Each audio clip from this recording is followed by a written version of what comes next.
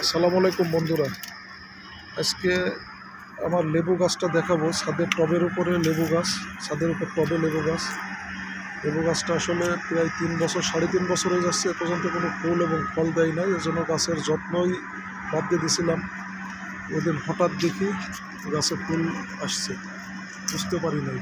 এখন আবার পানি দেওয়া শুরু করছি। 1 সপ্তাহ যাবত পানি দিছিলাম না, এর জন্য সমস্ত গাছের পাতা ঝরে গেছে। গাছ এখনও তাজা আছে।